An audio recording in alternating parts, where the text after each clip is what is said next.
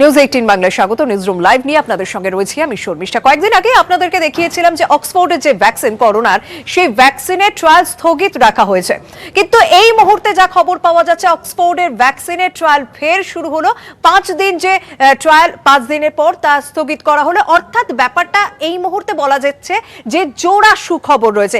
কি কি সুখবর আপনাদের দেখাবো। একই দিনে দুটি সুখবর পাওয়া যাচ্ছে এবং করোনা সংক্রান্ত যে দুটি সুখবর এই মুহূর্তে আসছে। ভারত ও ব্রিটেন থেকে ভ্যাকসিনের সুখবর পাওয়া যাচ্ছে। ব্রিটেনে অক্সফোর্ডের ভ্যাকসিনের ট্রায়াল স্থগিত রাখা হয়েছিল 5 দিন, তা ফের চালু হলো। ফের শুরু ভ্যাকসিনের ট্রায়াল অক্সফোর্ডে। অন্যদিকে ভারত বায়োটেকের সঙ্গে যে ভ্যাকসিন তৈরি করার কাজ চলছে, তার অ্যানিমাল ট্রায়াল সফল হয়েছে। 5 দিন স্থগিত থাকার পর সেই ট্রায়াল শুরু হয়েছে। স্বেচ্ছাসেবক অসুস্থ হয়ে পড়েছিল, যেই কারণে ট্রায়াল স্থগিত রাখা হয়েছিল অক্সফোর্ডের ভ্যাকসিনের। ভারতেও ট্রায়াল স্থগিত রেখেছিল সেরাম ইনস্টিটিউট। শনিবার থেকে সেই ট্রায়াল ফের অনুমতি দেওয়া হয়েছে শুরু করার জন্য। অন্যদিকে যে ভারতের ভ্যাকসিনের কথা আমরা বলছি, ভারতের ভ্যাকসিন যেটা ভারত বায়োটেকের সঙ্গে ভারতীয় ভ্যাকসিন তৈরির পথেও আরো এক ধাপ এগিয়ে গিয়েছে।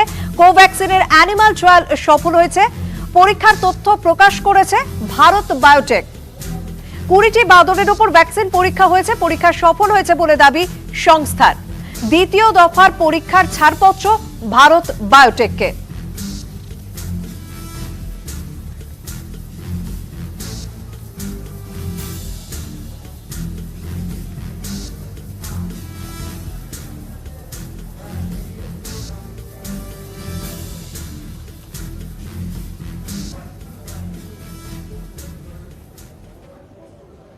এবার চোখ রাখবো পরের খবরের দিকে।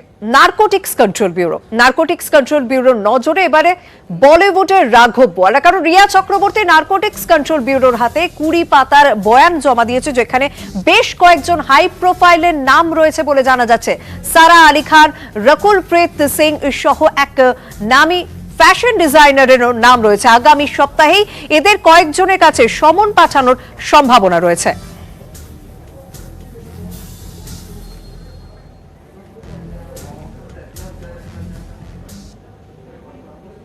এদিকে সুশান্ত মৃত্যুর পর থেকে আমরা দেখেছিলাম কঙ্গনা রানাওয়াত তার ভূমিকা অগ্রণী ছিল এবং জাস্টিস ফর এসএসআর এ একেবারে অগ্রণী ভূমিকা ছিল কঙ্গনা রানাওয়াতের। আর জানিয়ে মহারাষ্ট্র সরকারের সঙ্গে কিন্তু তার সংঘাত ছিল। এই অবস্থায়, এই পরিস্থিতি দেখে কঙ্গনাকে সমর্থন করে সোশ্যাল নেটওয়ার্কিং সাইটে একটি টুইট করেন প্রাক্তন নৌসেনা কর্তা মদন শর্মা, যে কারণে তার উপর বেশ কয়েকজন শিবসেনা সমর্থক তারা হামলা চালায়, তাকে মারধর করা হয় এবং এই ঘটনায় 6 জনকে গ্রেপ্তার করা হলে পরে তাদেরকে জামিন দিয়ে দেওয়া হয়। সমর্থককে গ্রেপ্তার করা হলেও শনিবারই তারা জামিন পান এবং এই গোটা ঘটনায় রীতিমতো তোলপাড় দেশ।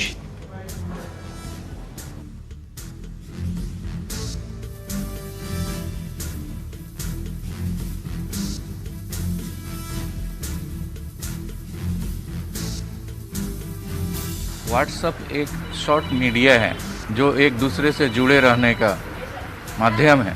उससे जो न्यूज़ आती है उसको हम फॉरवर्ड करते हैं। कार्टून हो या चाहे कोई मैसेज है, वो कहाँ से बनता है, गवर्नमेंट को उसको ध्यान देना ज़रूरी है। मेरी बहन जिनका इलाज करती हैं वो बीजेपी के मतलब पहचान वाले हैं, एक कार्यकर्ता हैं और एक एमएलए हैं। उन्होंने बोला कि आप दरवाज़ा अभी मत खोलो, हम आते हैं। पुलिस लोगों का जैसे वो सर के ऊपर बैठ के जो बोलते हैं, पुलिस जैसे ही वो आए उनका जो हाव भाव है, जो बोलने का तरीका है, वो बदल गया। এদিকে প্রাক্তন সেনা অফিসার প্রবীণ নাগরিককে হেনস্থার ঘটনায় সরব প্রাক্তন সেনা কর্তারাও। তাদের প্রশ্ন, বাল সাহেব নিজে কার্টুন শিল্পী ছিলেন, সেই দলের সমর্থকরা কিভাবে কার্টুন ফরওয়ার্ড করার জন্য এক প্রাক্তন সেনা কর্তাকে মারধর করলেন, প্রশ্ন তুলছেন তারা। नागरिकत्व का राइट्स नहीं दे सकते, कॉन्स्टिट्यूशनल राइट्स नहीं दे सकते, संविधान से जीने का हक नहीं दे सकते, तो सर हमारे ये मेडल वापस लीजिए। ईमानदार का जो टैग लगा के रखा है हमने माजी सैनिकों ने, हर एक यूनिफॉर्म सर्वेंट ने, वो हम निकल के इनके जैसे लोकल हो जाएंगे। जैसे आपकी इच्छा है आप कीजिए, मेरे मेडल आपको वापस देने की दरख्वास्त करता हूँ। आप मुझे टाइम और अपॉइंटमेंट दीजिए, मैं आपको खुद पर्सनली आप जिस दिन बोलोगे उस दिन आपको आके मैं मेडल मेरे वापस करूँगा। এদিকে এই ঘটনায় শিবসেনাকে আক্রমণ করেছিলেন কঙ্গনা রানাওয়াত। महाराष्ट्र में सरकार का आतंक और अत्याचार दिन ब दिन बढ़ते ही जा रहे हैं। आज उन्होंने एक एक्स सर्विसमैन को दिन दहाड़े सबके सामने बहुत सारे लोगों ने एक अकेले इंसान को, वेटरन को अटैक किया और उन्हें बहुत बुरी तरह से मारा। उनकी गलती यही थी कि उन्होंने सरकार की निंदा की। বেশ কয়েকদিন আগে এই ঘটনায় একেবারে রাজনীতির রং লেগে গিয়েছে। এবার দেখা গেল প্রতিরক্ষা মন্ত্রী রাজনাথ সিং তিনি নিজে ফোন করলেন নৌসেনা প্রাক্তন কর্তাকে এবং এই ঘটনা কড়া সমালোচনা করেছেন তিনি, তার শারীরিক খোঁজও নেন তিনি।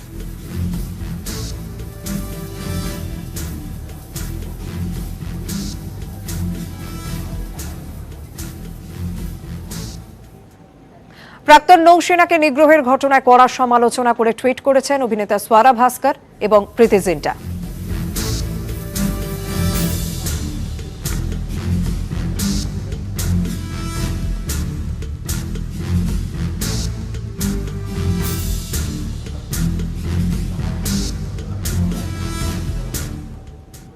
এই মুহূর্তে ভারত চীনের বর্তমান পরিস্থিতি ঠিক কি রয়েছে, দু দেশের সম্পর্ক ঠিক কোন জায়গায় দাঁড়িয়ে রয়েছে সেই সংক্রান্ত খবরের দিকে নজর রাখবো।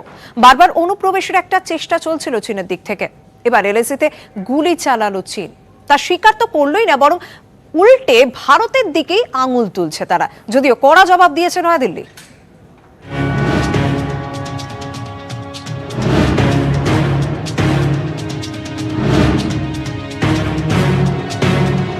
গালওয়ানে প্রাণঘাতী হামলা চালায় পিএলএ, কিন্তু সেবার গুলি চলেনি।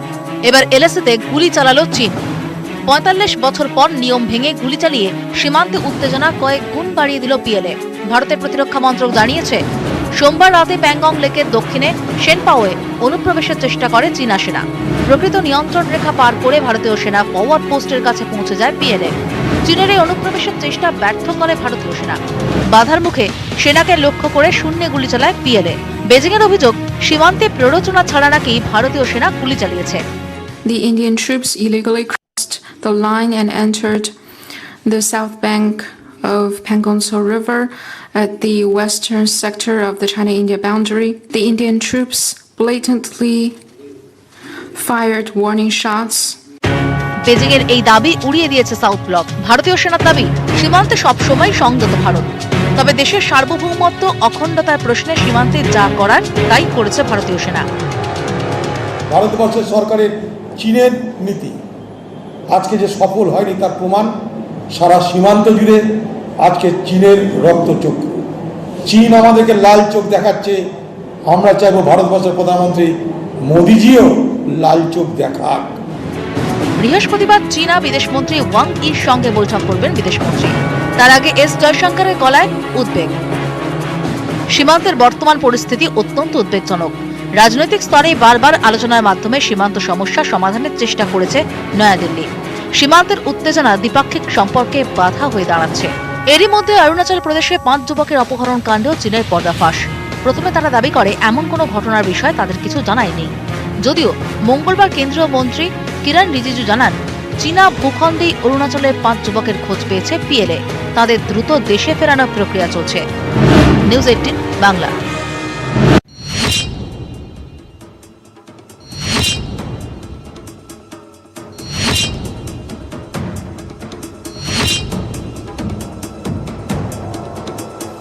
বারবার আলোচনাতেও বেজিং এর স্বভাব পাল্টাচ্ছে না। চীনের সরকারি দৈনিক গ্লোবাল টাইমসের হুঁশিয়ারি, যুদ্ধের জন্য তারা তৈরি, সামরিক পদক্ষেপে প্রস্তুত বেজিং। সংঘাতের সুর সপ্তমে তুলে চীনের হুঙ্কার, যতই ভারতের পাশে থাক আমেরিকা, সমর্থন থাক জাপান অস্ট্রেলিয়ার, জেতার জন্যই যুদ্ধ করবে পিএলএ। চীন যে কোনো মূল্য চোকাতে প্রস্তুত। বৃহস্পতিবারই মস্কোয় প্রায় 2 ঘন্টা বৈঠক করেন ভারত ও চীনের বিদেশমন্ত্রী। সূত্রের খবর, বৈঠকে 5টি দফা সূত্রে সহমত হয় দু দেশ। প্রতি ক্ষেত্রেই উত্তেজনা কমানোর বার্তা দেয় নয়াদিল্লি, বেজিং। সেই বৈঠকের 48 ঘন্টাও কাটেনি, চীন ফের নিজেদের চিনিয়ে দিল। বারবার যুদ্ধের জিগির তুলছে, অশান্তি জিয়ে রাখতে চাইছে। আমরাও prepared, fully prepared for war. ভারতের যে হাইটগুলো অকুপাই করে নিয়েছে সেই হাইটগুলো অকুপেশন করার পরে, ব্ল্যাক টপ আরও বিশেষ করে অকুপাই করার পরে চায়নার মানে গ্যারিসনগুলোর উপরে আমরা ডাইরেক্ট অবজারভেশন রাখতে পারছি। ওদের কি মুভমেন্ট চলছে, কি চলছে না, কোথায় গাড়ি আসছে না যাচ্ছে, ওদের কমান্ডার্সরা ভিজিট করছে, সব আমরা এখন আমাদের অবজারভেশনের মধ্যে পড়ে গেছে। এইটাই চায়নার একটা প্রবলেম। চোখে চোখ রেখেই কথা বলছে ভারতও। Chief of defence staff Bipin রাওয়াতের পাল্টা হুঙ্কার। এলএসটে পরিস্থিতি মোকাবিলায় প্রয়োজনীয় ব্যবস্থা নেওয়া হয়েছে। ভারতীয় সেনা যে কোনো পরিস্থিতির জন্য তৈরি। প্রবল শীতেও লাদাখে নিয়ন্ত্রণ রেখার কাছ থেকে সরবে না ভারতীয় সেনা। জওয়ানদের যেন কোনো অসুবিধে না হয় সে বিষয়ে শনিবার বৈঠক করেছেন প্রতিরক্ষা মন্ত্রী। हौसले तो हमेशा भारतीय जवानों के बुलंद रहते हैं, उसमें कोई दो राय नहीं है। इस पूरे इलाके में सबसे बड़ा परेशानी चीज़ है वो चिलिंग, यानी कि जो हवा चलती है वो सबसे ज़्यादा नुकसान पहुंचाती है। ऐसे में उससे बचने के लिए कई तरीके के अत्याधुनिक जो है कपड़े, खास तौर पे कि जहाँ टेंट की हम लोग बात करें, वो टेंट इस तरीके से बनाए गए हैं कि जो एयर का जो फ्लो है उसको जो है बेहतरीन तरीके से जो है मैनेज करता है, ताकि वो पूरा जो टेंट है वो जो है ज़्यादा ठंडा ना हो, हवा से बच सके। जिस पद्धति को सियाचिन में इस्तेमाल में लाया जाता है, उसी तरीके की पद्धति को इस वक्त पूरे LAC पे लागू किया जा रहा है। সীমান্তে সেনা সরঞ্জাম বাড়াচ্ছে চীন। ভারতও বসে নেই। সূত্রের খবর, বিদেশি অ্যাপাচি চিনুকের পাশাপাশি এবার নজরদারি কাজে ব্যবহার করা হবে দেশীয় লাইট ইউটিলিটি হেলিকপ্টার। হ্যালের তৈরি এই কপ্টার দিনে রাতে যে কোনো আবহাওয়ায় নজরদারিতে বিশেষ দক্ষ।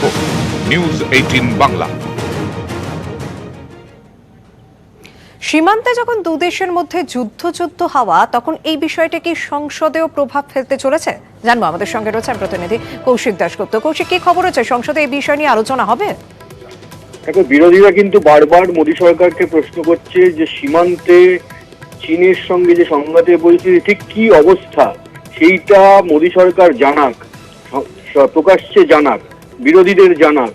এই দাবি কিন্তু বারবার তুলেছেন। কখনো তুলেছেন রাহুল গান্ধী, কখনো অধীর চৌধুরী, কখনো শরদ পাওয়ার, এবং বিরোধী দলের একাধিক সংসদ এই নিয়ে দুই কক্ষে নোটিশও দিয়েছেন। কিন্তু তারপরও যেটা সূত্রের খবর, যে মোদী সরকার কিন্তু চায় না, কেন্দ্র কিন্তু চায় না চীন ইস্যুটি নিয়ে সংসদে আলোচনা হোক। কারণ মোদী সরকার মনে করে যে এটা অত্যন্ত সংবেদনশীল একটি বিষয়, যার সঙ্গে জাতীয় নিরাপত্তা জড়িত, এবং এইটা নিয়ে রাজনীতি করার বিষয় নয়। মোদী সরকারের বক্তব্য যে তারা কোনো বিষয় নিয়ে আলোচনায় পিছপা নয়, কিন্তু যেহেতু চীন ইস্যুর সঙ্গে জাতীয় নিরাপত্তার বিষয়টি জড়িত এবং এটা অত্যন্ত সংবেদনশীল বিষয়, তাই এই নিয়ে সংসদে আলোচনা না হওয়াই ভালো। এই হচ্ছে দুই পক্ষের অবস্থান। সোমবার থেকে সংসদের বাদল অধিবেশন শুরু। দেখা যাক সেখানে কোন পক্ষ কি অবস্থান নেয়। ধন্যবাদ। অ্যাম্বুলেন্সে দাদাগিরি চলছে। সুপ্রিম কোর্ট নির্দেশ দিয়েছে প্রত্যেকটি রাজ্যকে যাতে অ্যাম্বুলেন্সে ভাড়া বেঁধে দেওয়া হয়। তারপরেও নিউজ 18 বাংলা অন্তর্তদন্ত চালিয়ে দেখছে যে বেসরকারি অ্যাম্বুলেন্সগুলির জুলুমবাজি চলছে।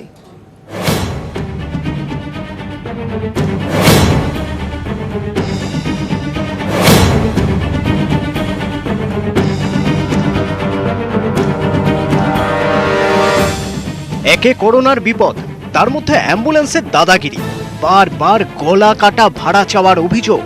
এসব রুখতেই শুক্রবার রাজ্যগুলিকে অ্যাম্বুলেন্সের ভাড়া বেঁধে দেওয়ার নির্দেশ দেয় সুপ্রিম কোর্ট। কিন্তু তারপরেও ছবিটা বদলাচ্ছে না।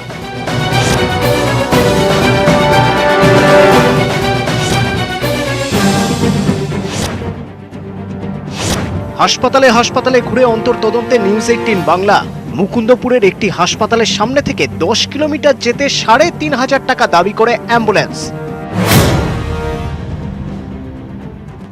আমাদের নিয়ম হচ্ছে ডক্টর দিয়ে প্রথম 10 কিলোমিটার হচ্ছে 3,500 টাকা, আর তারপর থেকে পার কিলোমিটার 35 করে।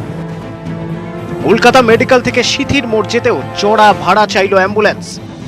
পেশেন্টে সিথিতে যাবো গো, সিথি মোড় জানো তো? কি পেশেন্ট? হ্যাঁ, কি পেশেন্ট? মহিলা, অপারেশন হয়েছিল। আমাদের ভাড়া পড়ে যাবে 800 টাকা। 800 টাকা? সিথি যেতে কত নেবে?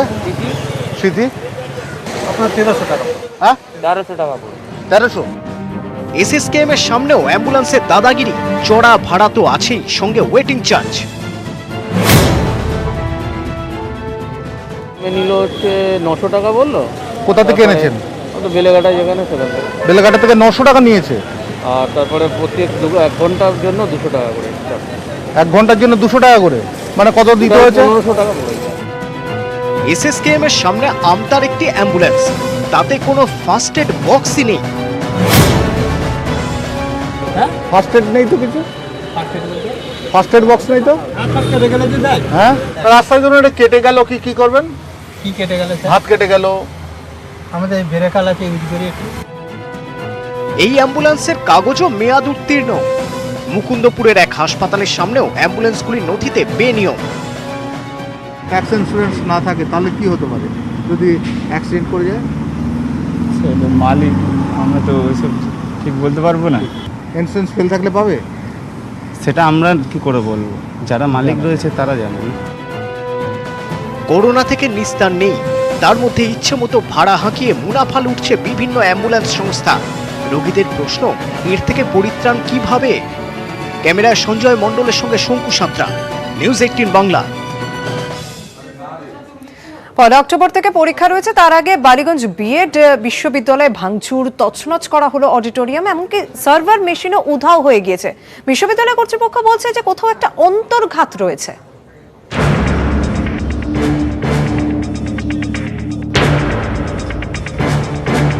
তছনছ একতলার অডিটোরিয়াম, লাইট সাউন্ড সিস্টেম ভাঙচুর, দোতলা সার্ভার রুমও লন্ডভন্ড, সার্ভার মেশিনটাই উধাও।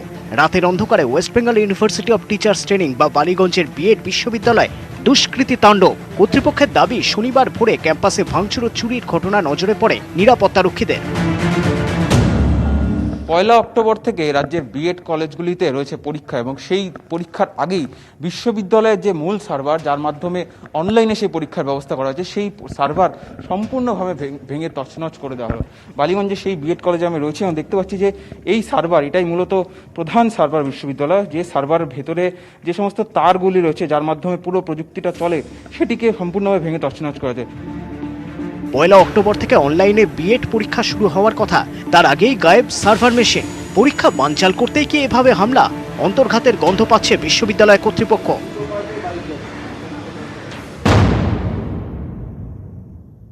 ওই সার্ভারে যেখানে থাকে সেই রুমটাই বেশি নষ্ট হয়েছে এবং সব জায়গাটাই নষ্ট হয়েছে। সমস্ত আমাদের যে কম্পিউটার থেকে শুরু করে এসি থেকে শুরু করে যাবতীয় যা সব নষ্ট করা হয়েছে, কিছু চুরিও চলে গেছে। আমার কোনো একটা কিছু এর পিছনে একটা কোনো অন্তর্ঘাত থাকলেও থাকতে পারে। ভেঙে ঢোকার আগে তারা কিন্তু সিসিটিভির তারগুলো সবকটাই কেটে দিয়ে গেছেন, যাতে সিসিটিভি থেকে কোনো ফুটেজ না পাওয়া যায়। আমি ছাদের ওপর গিয়ে যা কাণ্ড দেখে এলাম, তাতে বিয়ারের বোতল থেকে শুরু করে, এবং 7-10 দিনের ঘটনা এটা কি করে ঘটলো তদন্ত সাপেক্ষ। ক্যাম্পাসে নিরাপত্তারক্ষীদের জিজ্ঞাসাবাদ করছে বালিগঞ্জ থানার পুলিশ। হামলায় সম্পত্তি নষ্টের তালিকা তৈরি করছে বিশ্ববিদ্যালয় কর্তৃপক্ষ। ক্যামেরায় সমীরণ বিশ্বাসের সঙ্গে সুজয় পাল, নিউজ 18 বাংলা।